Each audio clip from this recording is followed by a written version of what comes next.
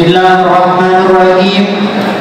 Lakum bushra ijabati wal qabuli minal maula biwasitati rasuli da'a da'i ilayhi fastajabtum fabadartum ila al-qadri al-jazil wasadtum ajtama'tum wa fasadtum fakana al-wasfi fa'idatan al-wusuli nazaltum fi manazilina fazadat bikum syarafan tadha'afa bin nuzuli ala ya marhaban ahlan wa sahlan bikum ya nasrallaha wal batuli uhyikum tahiyyatan islamiyyah tahiyyatan mubarakah tahiyyatan min indillah fatahiyyatuhum fiha salam assalamu alaikum warahmatullahi ta'ala wabarakatuh.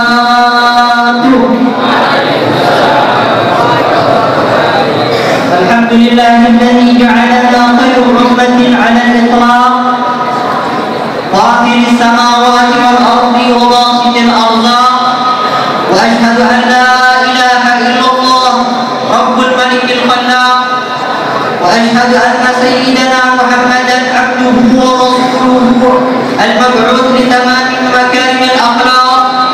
Allahumma salli wa sallim ala sayyidina Muhammadin wa ala alihi wa sahbihi salatan wa salaman daimin mutalazimin min yawmina hadha ila yawmil talaq. Amma ba'd. Al-mukarram wal muhtaram rabbi arwahina wa ajsadina Abuya al-Habib Hasan bin Ahmad Baharun كمؤسس هذا المعهد الميمون وخليفته أبويا الحبيب علي زين العابدين متعنا الله بطول حياته الشريفة وجعله من معمرين بالطاعة. ولا ننسى أخوه الكريم ابن الكريم رئيس الجامعة الإسلامية بدار اللغة والدعوة أبويا الحبيب سجاد بن حسن بن أحمد باهون أطال الله بقاءه وكثر أمثاله وكافة الأساتذة والأصحاب النجبة. نتشرف في هذه الليلة بحضور الحبيب سجاد بن أحمد باهون في ندوة العلمية ونفعنا الله به وبحضوره وبعلومه وبعلومكم في الدارين آمين. وأسأل الله أن يجعل هذه الندوة يروي غليلنا ويشفي عليلنا.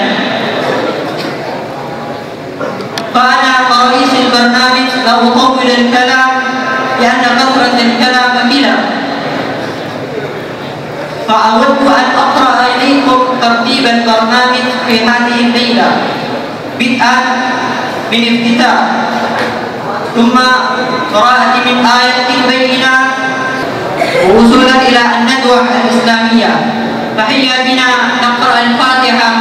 أسأل الله أن يجعل هذا البرنامج يجري على قدم وساق على هذه النية وعلى كل نية صالحة بسر القرآن الفاتحة.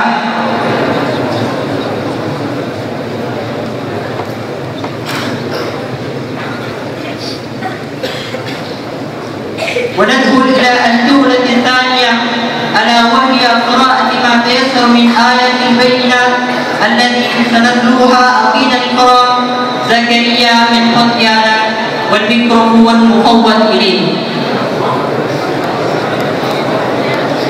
السلام عليكم ورحمة الله وبركاته.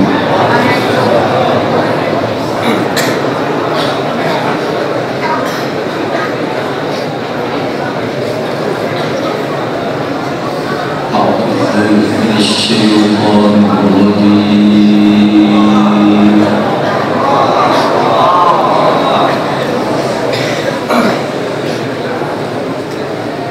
بسم الله الرحمن الرحيم.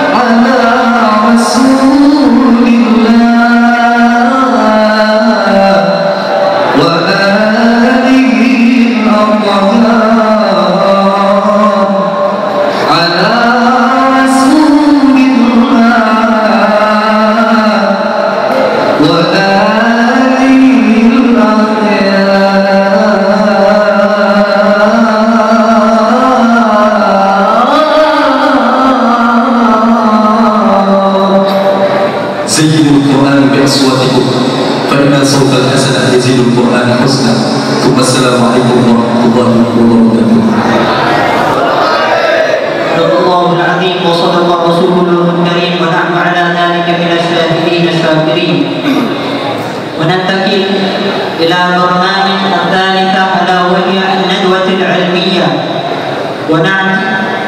وأعطي الفرصة لرئيس الجلسة الأستاذ إيمان الدين لرأس هذه البرنامج، وعليه فليتفضل مشكورا.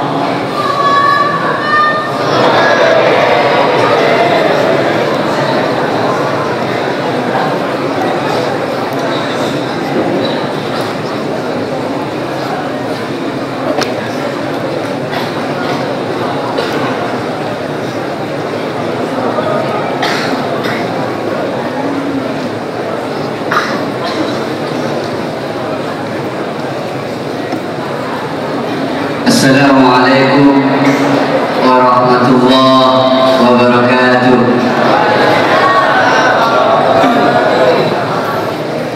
Alhamdulillahirabbil alamin, wassalatu wassalamu ala asrafil anbiya'i wal mursalin sayyidina Muhammadin wa ala alihi wa sahbihi ajma'in, amma ba'd. Al-muhtaram wal mukarram sahibul fadilah mudirul ma'had Abuya Al-Habib Zain bin Hasan Baharun, semoga beliau dipanjangkan umurnya dan diberikan kekuatan oleh Allah untuk senantiasa bisa membimbing kita bersama. Al-Muhtaram Al-Mukarram Al-Karim Ibnul Karim Sahibul Fadilah, guru kita, rektor kebanggaan kita, Al-Habib Segaf bin Hasan Baharun, Semoga beliau akan diberikan kekuatan untuk senantiasa memberikan motivasi dan mengelola lembaga pondok pesantren ini, khususnya jamiah, agar bisa berkembang menjadi pondok pesantren dan lembaga pendidikan yang bertaraf internasional, insyaallah. Dan tak lupa Al-Muhtaram Al-Mukarram Al-Ustadz Iman, Al-Ustadz Hasan Basri, Al-Ustadz Wal-Habib Zainal Abidin Al-Hasri, Al-Habib Ahmad bin Syekh Abu Bakar, Al-Ustadz Samsul, serta para habaib, para asatidz, para pengurus pondok pesantren yang tanpa mengurangi rasa hormat kami tidak kami sebutkan satu persatu. Alhamdulillah. Dan yang tak kalah berbahagianya para mahasiswa, para santri Darul Lughah wal Dakwah yang semangatnya selalu luar biasa. Alhamdulillah, saya juga ini terkejut melihat tema An-Nadwah Al-Almiyah pada malam ini, yaitu dengan tema membangun generasi santri yang produktif menulis. Wah, ini sangat luar biasa. Saya cuma sering memberikan semangat bagi santri agar punya kemampuan menulis.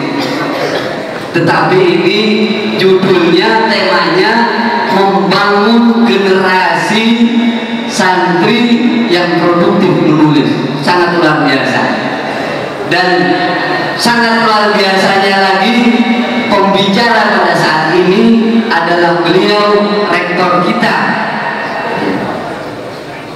yang sudah tidak asing lagi, yang tulisannya tidak salah barangkali panitia memilih beliau untuk menjadi pembicara pada saat ini, karena beliau langsung bukan hanya sekedar memberikan motivasi, memberikan dorongan, memberikan mau'izah kepada kalian untuk menyampaikan bagaimana kiat-kiat supaya menjadi santri yang produktif menulis. Tapi beliau sendiri sudah mulai menulis ketika sejak umur 17 tahun gitu. Dan pada saat ini tulisannya sudah sangat banyak sekali. Sudah mencapai 17 buku dan karya tulis. Belum lagi makalah-makalah yang ditulis oleh beliau yang mengisi berbagai pendidikan Islam, baik pondok pesantren ataupun di tingkat perguruan tinggi. Jadi bukan hanya berbicara, tetapi beliau langsung memberikan uswah tentang bagaimana kiat-kiat menulis. Dan ini beliau sudah istilahnya produktivitas menulisnya direm. Bahkan kalau tidak direm mungkin ya mungkin sudah lebih dari itu, lebih banyak, mungkin 30 lebih. Tapi karena ada isyarat dari beliau sehingga nulisnya agak sedikit direm. Nah, bagaimana kita dengarkan bersama apa-apa yang akan disampaikan oleh beliau, karena terkait mudah-mudahan tradisi keemasan Islam yang dimana pada zaman kejayaan Islam para ulamanya dikenal gemar menulis. Umur 17 tahun sudah ratusan bahkan ribuan penulis di dalam Islam. Dan mudah-mudahan dengan adanya tema semacam ini, barangkali mudah-mudahan kebangkitan Islam akan dimulai dari Darul Lughah wal Dakwah. Allahumma shalli ala Muhammad. Untuk selanjutnya kami serahkan sepenuhnya, dan mari kita simak bersama agar bisa memberikan motivasi kepada kita, kepada para santri, bahwa santri setelah mau'izah hasanah, kiat-kiat penulis akan menjadi penulis yang produktif. Kepadanya kami persilakan.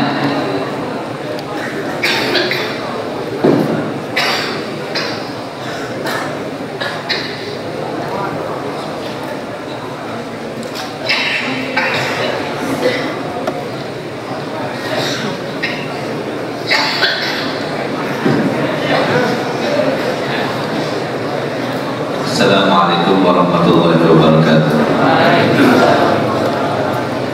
Alhamdulillahirabbil alamin. Wassalatu wassalamu ala asyrafil anbiya wal mursalin sayyidina wa habibina wa syafi'ina wa nuril qulubina Muhammad habibi rabbil alamin wa qaidil ghurril muhajjalin wa ala alihi wa sahbihi ajmain. Subhanaka la ilma lana illa ma 'allamtana innaka antal alimul hakim. Rabbi shrah li sadri wa yassir li amri wa hlul 'uqdatam min lisani yafqahu qawli. Amma ba'd. Yang sama-sama kita muliakan para habaib, para asatidzah, para santri dan para mahasiswa yang dimuliakan dan dicintai oleh Allah Subhanahu wa taala. Alhamdulillah, pada malam ini kita dapat bersama-sama berkumpul di rumah Allah, menjadi tamu Allah untuk membicarakan dan membahas suatu hal yang sangat dicintai oleh Allah. Semoga dengan kedatangan kita, berkumpulnya kita di sini, benar-benar kita ditetapkan untuk meraih ridha Allah, sehingga kita semuanya terpilih untuk menjadi sebaik-baik insan, sebaik-baik manusia yang menebarkan rahmatan lil alamin, yang selalu menebarkan kemanfaatan dan selalu kita mendapatkan perhatian daripada Nabi kita Muhammad SAW. Amin, amin ya rabbal alamin. Ma'asyiral thalabah rahimakumullah. Sebetulnya menjadi seorang penulis itu bukanlah suatu hal yang sulit selama kita mempunyai kemauan.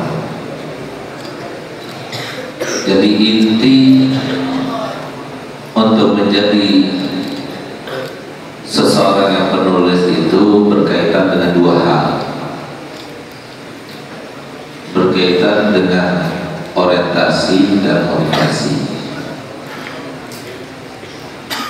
Saya kira demikian.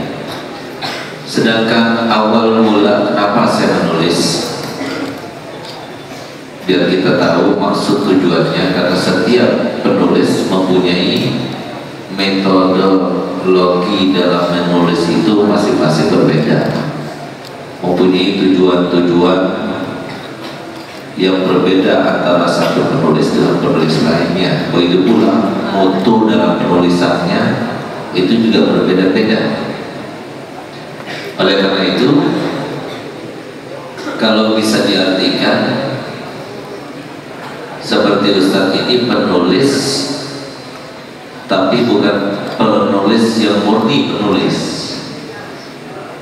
karena sebenarnya tulisan-tulisan Ustadz tulis itu adalah menjabarkan, menuangkan sesuatu yang berada dalam pikiran Ustadz ketika dulu belajar. Oleh karena itu, nanti kita akan berikan tip bagaimana caranya supaya kita menjadi seorang penulis yang produktif. Tapi berkaitan dengan Al-Faqir,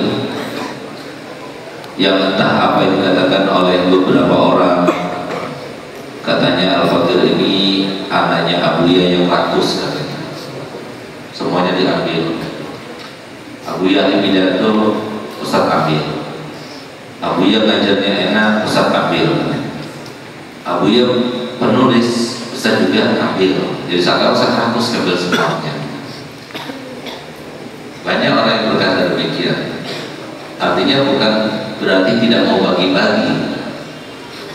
Tujuan utama kita di dalam menulis mengajar, berdakwah itu cuma satu, yaitu apa?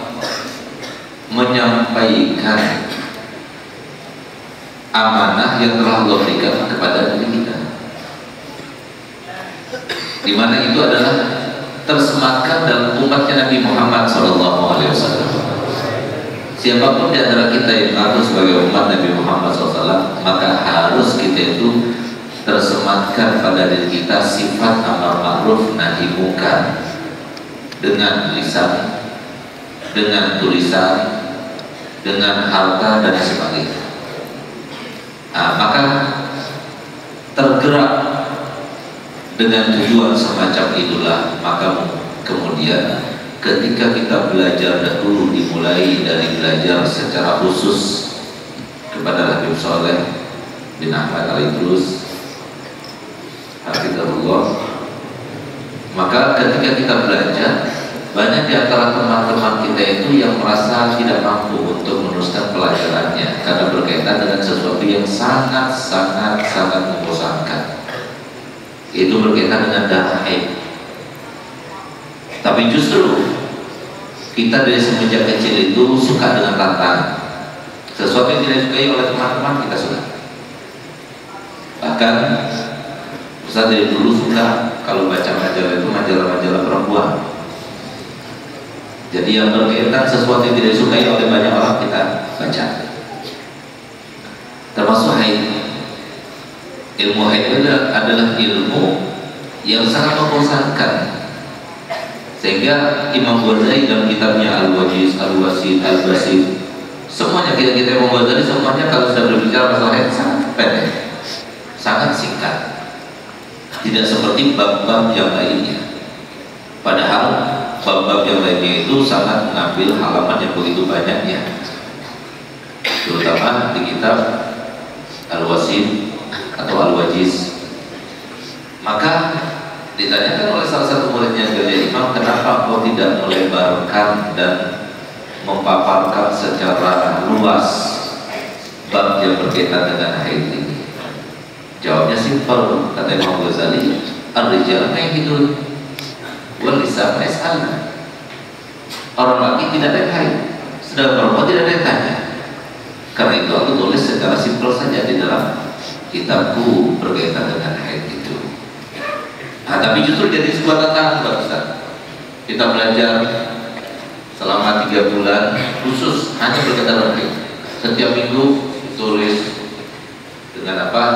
Papan yang tertuliskan di situ ada warna merah, ada warna hitam, ada warna terung, ada warna oranye dan sebagainya. Kita ikuti semuanya. Sampai setelah selesai, maka kita lihat ini sangat bagus. Kenapa tidak dituangkan dalam satu buku supaya mereka itu bisa mengerti? Akhirnya pada saat itulah kemudian Ustaz mempunyai inisiatif untuk menulis.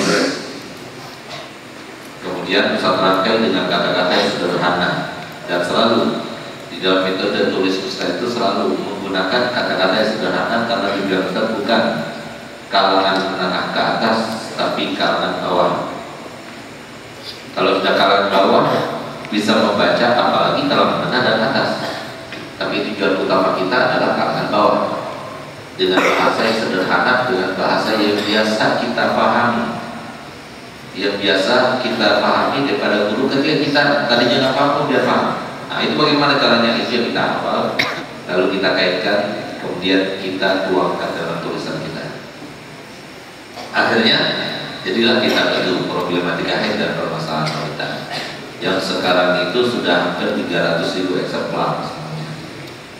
Itu yang paling banyak dicetak, jadi hampir setiap bulan atau 2 bulan sekali cetak lagi 1.000, 2 bulan cetak 1.000. Sekarang berapa cetak? 2.000 karena banyak pesanannya. Tapi alhamdulillah kita nggak tahu dengan urusan untuknya, karena Ustaz sendiri nggak pernah tahu dengan cara jual belinya dan sebagainya, seperti semuanya yang memegang. Yang penting Ustaz kalau lagi perlu uang, Ustaz telepon dia. Tapi alhamdulillah dari hutang itu sampai 200 juta dulu, sekarang sudah turun hampir 90 juta, sekarang 90 juta. Dari kitab itu semuanya. Alhamdulillah jalan terus semuanya. Nah, jadi kitab haid itu satu-satunya kitab yang berbentuk semacam itu di Indonesia belum pernah ada kecuali kitab Ustaz. Nah itu Ustaz tulis waktu umur Ustaz 17 tahun. Oleh karenanya alhamdulillah ketika Ustaz menceritakan yang semacam ini kepada putra-putra Ustaz, alhamdulillah salah satu daripada putra Ustaz yaitu yang barat Sayyid Alwi Baharun, dia termotivasi sehingga dia sekarang mulai menulis buku seperti Ustaz. Dia pengen sebelum 17 tahun saya sudah menulis buku sehingga bisa mengalahkan ayah saya. Bagus. Dan semoga disusul oleh adiknya Ya Ahmad sama adik lagi Umar, sehingga mereka akan menjadi calon-calon penulis yang produktif. Nah, sehingga ada pun tulisan-tulisan Ustaz yang lain itu kebanyakan begini. Kenapa Ustaz nulis dalam kitab fikih semuanya, terutama yang masalah fikih muamalah, fikih nisa dan sebagainya? Karena apa? Karena fikih muamalah itu adalah fikih yang untuk mempelajari itu sulit sekali. Sampai Habib Zain itu dia mengatakan muamalah, terutama di Babul Minhaj, kalau di Minhaj itu yukassirul ras, bikin kepala pecah. Karena memang sulit. Nah, sehingga apa? Kita uraikan, kita permudah, kita tuangkan di situ bagaimana cara kita mengerti ibarat-ibarat fikih yang ada dalam kitab klasik itu dengan mudah kita dibaca. Nah, jadi metode dalam cara Ustaz menulis itu adalah dibaca, langsung paham, langsung bisa dipraktekkan. Jadi dibaca, langsung dapat dipahami. Setelah baca langsung dia dapat memahaminya. Setelah dipahami langsung dia bisa mempraktekannya. Itu metode Ustaz di dalam penulisannya. Nah, semua kita Ustaz insya Allah bisa semacam itu. Tulisan kita, ya kita faraid. Walaupun sudah sedemikian rupa berusahanya untuk mendekatkan pemahaman dalam ilmu faraid, tapi untuk sistem yang kita inginkan, yaitu dibaca langsung paham dan langsung bisa praktekkan, itu nggak bisa. Harus dengan bantuan seorang guru, tapi yang lainnya insya Allah bisa. Nah, jadi begitu. Oleh karena itu, untuk menjadi seorang penulis, kita harus mempunyai orientasi. Orientasi kita apa? Kenapa kita harus menjadi penulis? Apakah kita menjadi penulis supaya kita bisa mencetak kita dan kita bisa menjualnya? Tidak. Oleh karenanya, jangan sampai ini menjadi sebuah orientasi. Dan kalau sudah yang semacam ini jadi orientasi, akhirnya kita mendapatkan apa yang kita tuliskan itu sia-sia dan tidak berguna. Kita lihat bagaimana mereka dahulu para ulama seperti Ibn Ruslan mengarang kitab Zubat. Beliau itu sangat mukhlis dalam mengarang dan menulis kitab Zubat, sehingga diceritakan tentang beliau ketika beliau sudah menulis kitab tersebut dan selesai 1080 sekian itu, kemudian dibawa ke tengah laut. Setelah bawa ke laut diikat, setelah diikat kemudian dilempar ke laut. Dia katakan kalau lempar ya Allah, kalau ini kata Allah, setelah aku menulisnya maka selamatkan, kalau tidak akan tenggelam di dalam lautan ini. Subhanallah, begitu dilempar maka kertas itu atau buntelan kertas yang ditulis itu kata Zubat itu ternyata tidak tersentuhkan air, padahal tidak ada plastiknya, tidak ada apa-apa, dan tidak masuk ke dalam, tapi mengambang di atas. Sampai kemudian beberapa waktu setelah itu ditemukan oleh seorang nelayan yang begitu dia mendapatkan kertas yang aneh itu, buntelan yang aneh itu, kok bisa kertas ada di atas air tapi tidak basah, nggak ada plastiknya, nggak ada apa.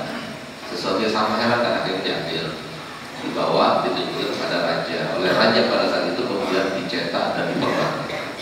Nah, ini keikhlasan.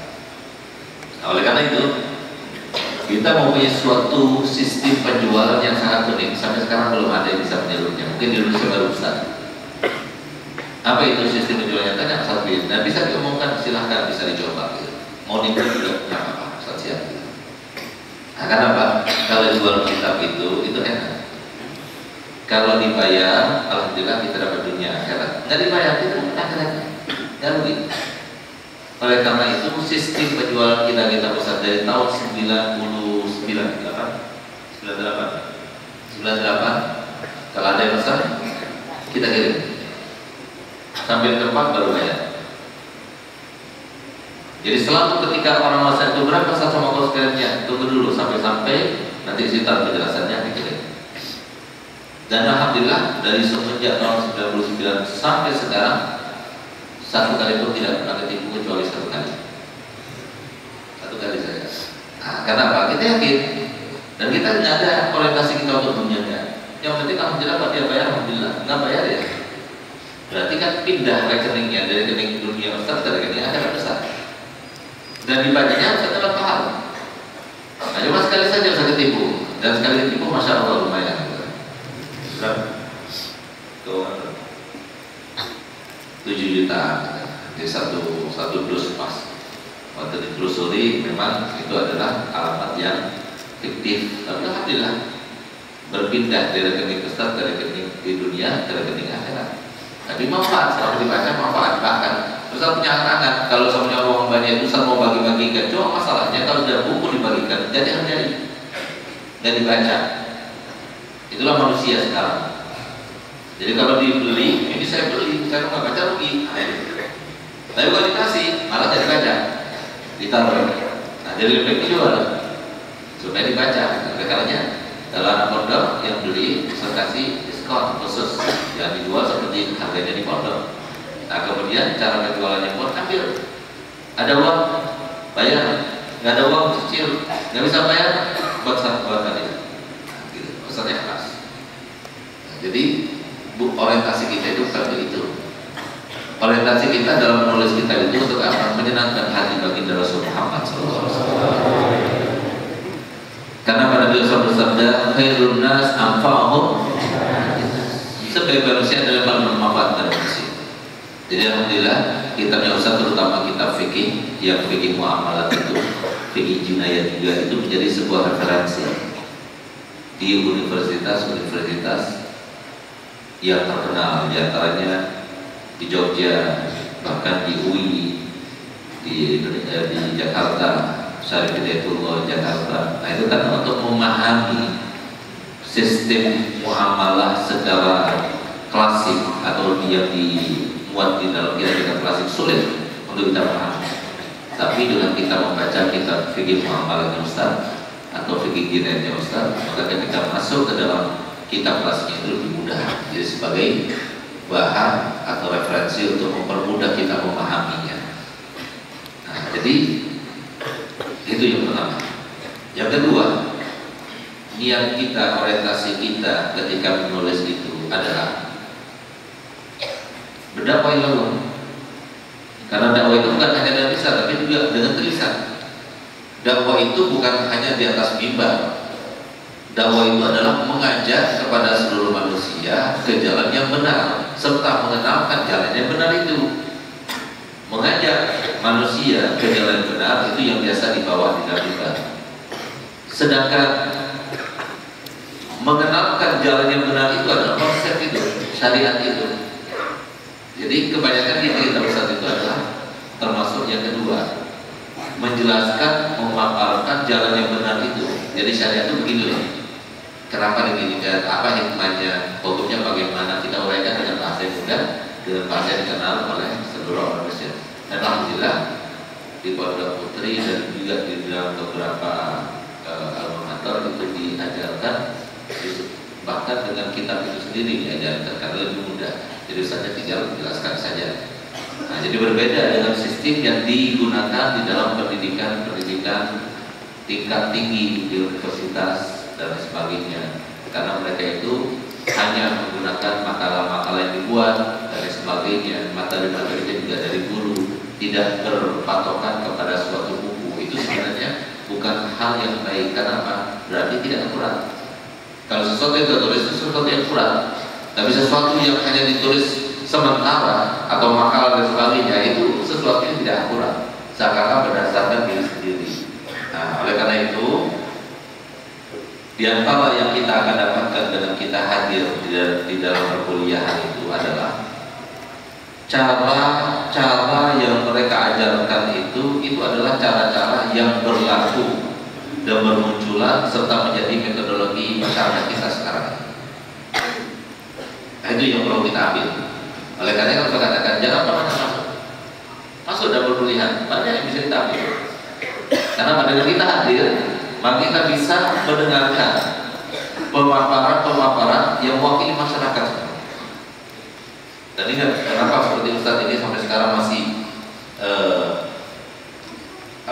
kuliah lagi untuk mengambil doktor, berkorban Jumat, kadang-kadang Jumat itu dari jam 7 sampai jam 7 malam. Dan 2 hari Jumat Sabtu kita itu kuliah ke malam. Dan itu pakai sokok hitam lagi, pakai celana hitam, pakai kemeja dan sebagainya. Kan sudah menyebar itu gambarnya Ustadz yang kuliah di Facebook di mana gitu. Nah, kenapa sampai mau berkorban semacam itu? Karena Ustadz punya keinginan satu. Kalau kita tetap sebagai seorang kiai, kalau kita tetap sebagai seorang habib, besarnya bagaimanapun kehabibannya, kekiaiannya, pengaruhnya, bagaimanapun besarnya, ternyata sasaran yang kita sentuh itu cuma 15%. 80% nggak mau dengan habaib, 80% nggak mau dengan kiai-kiai, nggak mau. Yang mau dengan kiai itu hanya 15%. Jadi yang termasuk 15% siapa? Para anak santri, kiai-kiai maupun alumni pondok pesantren di Indonesia ini yang berjumlah 235 juta. Itu ternyata hanya 15% daripada kalangan mereka. 80% sama sekali tidak pernah kenal pesantren, sama sekali bukan alumni, sama sekali apalagi seorang kiai dosa bukan. Mereka nggak mau. Orang seperti kita nggak mau. Oleh karena supaya dakwah kita bukan 15%, tapi 100% ibadahnya bisa berusaha dan berkorban untuk membela kaum. Tujuan utamanya seperti itu. Untuk apa? Untuk meraih ridhonya Nabi Muhammad SAW, untuk mencari cintanya Nabi Muhammad SAW. Karena apa? Yang paling perhatian kepada umatnya dari segala bidang apapun pasti mendapat perhatian langsung dari Nabi Muhammad SAW. Nah, oleh karena itu, dengan tujuan seperti itulah maka Ustaz berkorban. Nah, oleh karena itu lihat di dalam perkuliahan itu ketika seorang profesor, seorang doktor, ketika seminar sebagainya, semua inti dan pemaparan yang dibawanya itu adalah kulitnya saja, isinya ada. Kulitnya saja, isinya tidak ada. Bukan kita merendahkan mereka, tidak. Karena memang mereka terdidik untuk itu. Mereka dididik untuk mengupas. Mereka dididik untuk membuat rumusan-rumusan. Mereka terdidik untuk membuat penelitian-penelitian. Itu mereka dari mulai S1-nya, S2, S3 seperti itu. Tapi isinya mana? Isinya ada. Sunnahnya mana? Pengamalannya mana? Tidak ada. Dakwahnya itu mana? Ya kan dakwahnya cuma menulis dibaca sama orang tulis. Apakah menyentuh pada masyarakat? Tidak. Yang menyentuh masyarakat siapa? Kita ini. Oleh karenanya Ustaz harapkan nanti keluar dari dakwah ini bukan cuma 100 tapi ribuan dokter nanti keluar dari dakwah. Dan mereka semuanya kita akan bekerja bersama-sama. Kita harus menyatu untuk menjadi sesuatu yang dibutuhkan masyarakat. Apa yang dibutuhkan masyarakat? Penulis, kita menjadi penulis. Dai, kita jadi dai. Seorang yang pintar mengajarnya, kita jadi semacam itu. Kita harus menjadi is the best. Untuk apa? Untuk meraih is the best juga di dalam hatinya Nabi Muhammad SAW. Nah, jadi harus kalian itu termotivasi untuk yang semacam itu. Alhamdulillah, Ustaz mendapatkan kabar gembira, katanya anak-anak dia sudah bikin website sendiri. Nah, terlepas apakah itu termotivasi karena yang di Putri sana, atau nggak mau kalah dengan yang di Putri sana, atau nggak mau niru-niru, dia mau buat sendiri, atau enggak tetap saja duluan yang Putri kan. Nah, tapi itu yang lebih baik daripada nggak sama sekali. Nah, cuma kita hanya ingin menuntut, kita hanya ingin melihat dan mengawasi apakah tetap eksis atau seberapa lama. Kita mau lihat keeksisannya itu sampai berapa lama, penulisannya itu sampai berapa lama. Itu lihat coba website kita di alhabib-baharun.com. Nah, itu yang mengisi konten-kontennya semua anak putri. dibikin sedemikian rupa judulnya, tapi isinya semua dari kitab besar.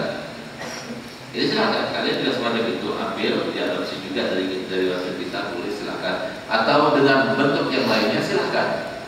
Ada mau bicara masalah haid ada, nifas ada, jinayat ada, fikih muamalat ada, fikih nisa ada, semuanya ada, tinggal diambil judulnya, kemudian dibikin kasih gambar-gambar ini, judulnya bikin menarik dan sebagainya, selesai.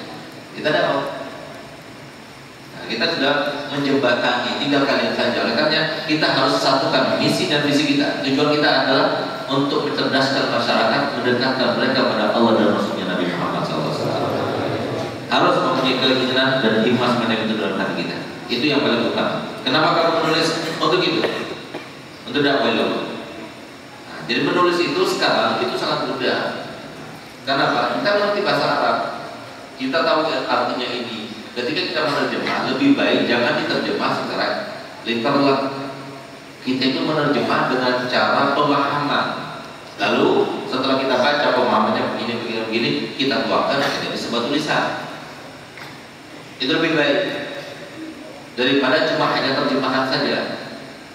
Dan itu lebih menarik kepada masyarakat sekarang ini. Asalkan kalian tahu, wahai thalabatul ilm yang dicintai oleh Nabi Muhammad SAW, ketahuilah bahwasanya produktivitas daripada warga Nahdiyin ini untuk menulis sangat minim. Karena apa? Di Gramedia itu dari 100% kitab per bulan yang masuk, kitab-kitab yang baru itu ternyata cuma 14% daripada kitab-kitab agama. Dan hebatnya lagi sekarang ini yang terjadi, dari 14% ini cuma 0,7% saja dari Nahdiyin, selebihnya itu dari Ahmadiyah, Syiah, Liberal dan sebagainya. Siapa bertanggung jawab? Tidakkah kita merasa gelis? Yang masuk ke Gramedia itu siapa? Orang-orang menengah ke atas. Kita harus menguasai media. Kita harus menguasai Gramedia. Kita harus menguasai bacaan-bacaan, buku-buku bacaan dengan bentuk-bentuk yang menarik. Kita harus biasa dari sekarang kita bikin. Isinya ada, kontennya ada, sudah tinggal ambil saja. Diolah, ditukar sedikit-sedikit, kemudian kasih judul yang menarik. Nah, kita lepas, kita taruh di media dan sebagainya. Itu bisa. Kalian punya buku, silakan waktu kita Ustaz yang mana saja silakan. Dan Ustaz senang kalau semua kalian itu bisa mengalahkan Ustaz, lebih baik pada Ustaz senang karena kalian semua ini Ustaz, kalian santrinya Ustaz, dan seorang guru itu senang kalau semua santrinya lebih baik daripada guru. Nah, oleh karena itu kalian harus bisa menjadi seorang dai yang berbicara. Kalian harus bisa menjadi seorang penulis. Kalian juga bisa mengajar. Nah, itulah misi dan visi daripada Nabi kita Muhammad SAW. Kiblat kita siapa? Abu Yasin Muhammad Al-Albani, Abu Ya Habib Hasan Al Habib Zain bin Ibrahim Smith, Habib Umar bin Hafid, Habib Salim Syatiri. Mereka semua seperti itu. Penulis, mengajar, dan juga mendakwah. Bahkan Abu Yasin Muhammad Al-Albani itu karangannya itu sampai 130 lebih karangan. Sampai sekarang masih ada yang belum dicetak. Semuanya tercetak di 130 tahun. Nah, karena waktu itu jadi seorang penulis produktif karena dua hal, catat baik-baik. Apa itu? Jangan pernah berhenti menulis. Belajar untuk menulis. Cara menulis gimana? Mudah. Misalnya apa? Kamu baca suatu bab, di mana bab itu terkait dengan rahmat. Kalau kita mau bicara masalah rahmat, kita membuka di perpustakaan kita tentang rahmat, ada ratusan kitab yang berbahas tentang rahmat saja. Kita baca. Yang paling baik kita simpulkan, jadikan sebuah makalah. Kalau semua ternyata pembahasannya lebih lebar, jadikan sebuah risalah. Lebih lebar lagi, jadikan sebuah buku. Keluarlah buku. Mudah menulis, yang penting jangan pernah berhenti menulis. Belajar menulis. Apa yang kamu pikirkan tentang pesantren yang kamu lihat ini? Jadi ternyata pendidikan di pesantren itu dengan pendidikan di luar sana beda. Bedanya apa? Tulis. Oleh karena yang biasa menulis agenda itu setiap harinya, itu dia akan menjadi penulis. Karena penulisnya seperti itu. Tapi Seperti sekarang ini kalian mendengarkan pemaparan daripada Ustaz, pengalaman Ustaz ketika menulis, orientasi Ustaz, terus yang membuat Ustaz termotivasi untuk menulis itu apa saja. Nah, setelah keluar dari sini kalian bisa buat sebuah bekal. Kalian tuangkan apa yang kalian pahami dari itu kamu tulis. Jadi kan kita sebuah bekal. Mudah, menulis itu mudah. Itu yang pertama. Yang kedua, jangan pernah berhenti untuk membaca. Banyak membaca. Karena membaca itu modal. Karena kalau berdagang itu perlu rosman. Rosmannya apa? Ya membaca. Orang alim itu rosmannya membaca. Banyak membaca. Malas membaca, mendengar. Jadi seperti sekarang saya punya iPad. iPad besar itu ada sekitar 12.000 kitab yang diambil dari skrip maupun di Maktabah Syamilah dan sebagainya. Itu tinggal di blog saja. Dia itu suruh bicara, diucapkan saya cuma dengar. Nah, kalau kita malas sudah baca, suruh ucap. Dia nanti apa?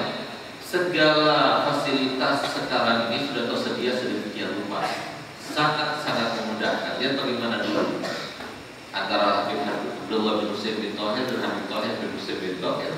Dua saudara yang begitu luar biasa, kedekatannya, akhlaknya bisa diturut sepanjang masa. Di mana Habib Thohir ini kakaknya, Habib Abdullah adiknya. Kalau Habib Thohir jalan, maka Habib Abdullah itu jalan di belakangnya, seperti imam dan makmum. Kalau Habib Thohir tidur di atas saja, dia nggak mau di atas saja, tapi tidur di bawah. Dan kalau dia bepergian, maka ganti-gantian. Bahkan kalau seumpama Habib Thohir masuk kamar mandi, dia baca dari luar kamar mandi. Dia supaya jadi juga di kamar mandi. Kalau Habib Thohir masuk kamar mandi, maka dia baca di luar. Gak bawa kesempatan, gak dibawa waktu, terus dibaca. Jadi untuk menanam Bapak itu mereka berdua itu berusaha untuk mendapatkannya dengan cara apa? Ketika berangkat dari tanah ke tempatnya, ke tempat beliau bersilah, maka beliau itu membaca sampai seperempat kitab. Dan Nabi yang malikin, rahimahullah rahmatullah, kita tanya kepada seluruh murid yang mengajar di pondok ini, beliau itu tidak mau tidur kecuali setelah membaca kitab. Jadi setiap hari baca kitab. Kalau mau tidur itu baca kitab, tapi kita tahu baca tidur. Kasih tanda. Nah ini modal. Kalau nggak mau, ya lihat atau mendengar. Sekarang mudah, kita buka YouTube, tinggal siapa yang mau lihat pembahasan apa yang kita ingin lihat, kita lihat. Kita gunakan itu semuanya untuk apa? Memperbanyak materi-materi, memperbanyak modal-modal untuk kita tuangkan dalam sebuah tulisan, untuk kita ajarkan kepada murid kita dan sebagainya. Nah, jadi itu yang pertama. Yang kedua, yang ketiga adalah orientasi kita dalam menulis itu adalah supaya kita mempunyai amal jariah. Karena apa? Kalau kita meninggal dunia nanti, maka tulisan-tulisan kita itu termasuk ilmu yuntafa'u. Setiap orang membaca seperti sekarang sudah yang namanya kitab hari itu 300.000 eksemplar sudah lebih. Itu yang kita ingat. Nah sekarang setiap kali ada orang yang baca, kita dapat pahalanya. Setiap kali ada orang yang mengamalkan dengan hukum haid, yang bersandar yang orang kita Ustaz dapat pahalanya. Gurunya Ustaz 2 kali lipatnya Ustaz. Nah itu luas sekali. Nah itu kita harapkan. Jadi setelah kita nanti meninggal, kita akan memetik hasilnya. Itu di antara orientasi kita, kenapa kita menulis. Nah, yang kedua, kita ketika menulis itu harus termotivasi. Motivasi kita itu menulisnya apa? Termotivasi dengan apa? Nah, ternyata semangat terbesar Ustadz itu ketika menulis adalah meniru para ulama terdahulu, terutama guru-guru kita. Seperti Hamzah itu masih ingat waktu Ustadz belajar di sana tahun 94 sampai 98. Itu beliau mengajar kita itu sampai 11 kitab. Dari pagi sampai malam itu 11 kitab fikih dan tasawuf. Tasawuf lain itu 11 kitab hanya fikih saja. Setelah sekarang ini sudah dicegah dan dilarang untuk beraktivitas dakwah, maka beliau itu banyak tulisan. Nah, kenapa? Karena itu orang itu kalau orang alim itu kalau nggak ngajar atau nggak nulis dia nggak enak.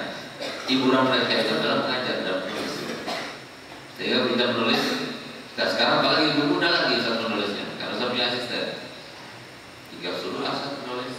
Seperti sekarang tulisan-tulisan terakhir itu kan asal yang menulis. Saya tinggal ngerekam, tulis. Lalu kita edit. Mudah sekarang menulis itu. Jadi tidak sulit. Tapi bermanfaat untuk masyarakat. sekarang ini ada sebuah alat yang bisa menuliskan sebuah suara. Seperti Samsung sudah punya. Samsung itu kalau kita mau tulis surat SMS misalnya, tinggal kita ngomong sudah tertulis. Nah, jadi sekarang ada sebuah alat produksi Samsung itu sudah bisa menuliskan apa yang kita ucapkan. Jadi kalau ngomong ya tertulis. Jadi tambah mudah sekarang, tapi justru subhanallah tambah mudah segala macam fasilitas, tapi kita tambah sulit untuk menulis untuk membuat sebuah karya. Yang mereka yang membuat, kalau mereka yang membuat, mereka itu membuatnya itu bukan dengan basic yang tepat. Kalau kalian punya basic, yang kalian pelajari di pondok ini itu adalah basic kalian, basic ketakwaan, basic keimanan. Nah, dengan cara kalian itu mempunyai basic dalam keilmuan yang hakiki ini yang menjurus dan bersumber pada Nabi kita Muhammad SAW. Apapun yang kalian tulis sudah terselimuti dengan basic itu. Contoh mereka, yang namanya dari mulai anak-anak pelajar itu SMA, S1, S2, S3 sampai profesor pun, karena mereka tidak ada basic ilmu klasiknya, jadi ketakwaannya itu kurang. Walaupun kita melihat ada sebagian semacam itu. Karena apa? Memang cara pendidikan mereka itu mereka terima semacam itu. Nah, oleh karena kita harus satukan. Kita sebagai seorang profesor yang ahli di dalam penelitian, di dalam membuat rumusan, tapi kita juga seorang yang bukan cuma luarnya saja, tapi isinya juga ada. Ayo tunjukkan, tampilkan secara beda. Walaupun kita mempunyai fasilitas tidak seperti fasilitas yang mereka punya, yang sangat luar biasa lengkap, tapi kita punya Allah, kita punya keimanan, kita punya ketakwaan, sehingga walaupun kita berimamah, tapi kita seorang dokter, walaupun kita berimamah, kita seorang profesor, yang bisa diterima dari semua kalangan, sehingga kita bisa mewakili. Kita bisa mewakili para profesor dan dokter itu dalam dakwahnya, sehingga selamat nama mereka, tidak menjadi sebuah cercaan. Nah, sekarang kan buat apa kita mau belajar itu kalau sudah kita Ustaz belum dokter tapi banyak panggil dokter sudah. Bahkan berapa banyak Ustaz ketika berbicara di seminar-seminar dikatakan antum itu bicaranya seperti seorang profesor dokter. Nah, Ustaz jangan bangga, berbahagia karena apa yang muji orang-orang kecil gitu. والتوجيهات من الحبيب سقاف بن حسن بن أحمد باهرون. أسأل الله أن يجعل هذه التوجيهات والإرشادات نافعا لنا ولكم جميعا في الدنيا والآخرة. أخيرا نطلب من الحبيب سقاف بن أحمد باهرون بن حسن باهرون أن يدعو لنا ولكم والميكروفون مفوض إليه.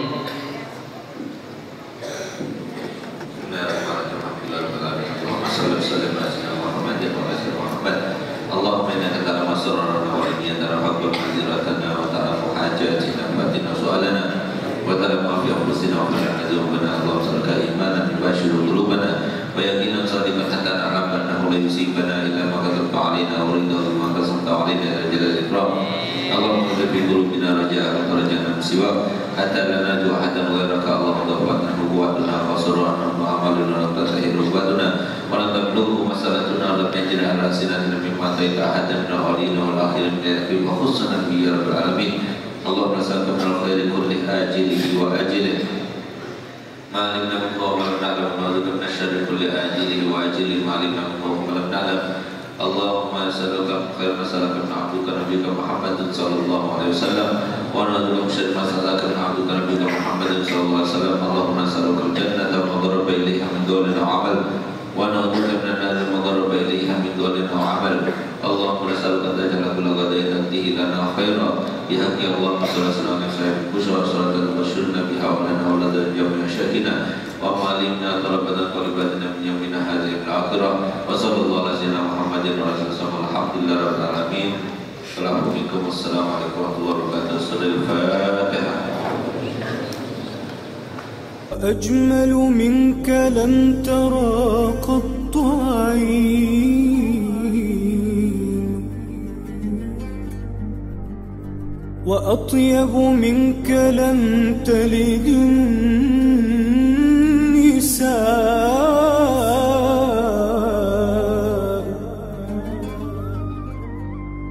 خلقت مبرأ من كل عيب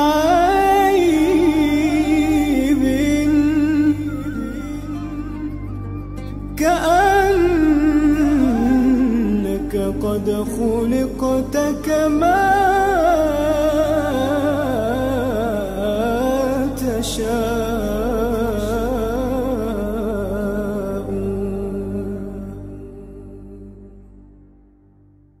قمرون قمرون قمر سيدنا النبي قمرون وجاء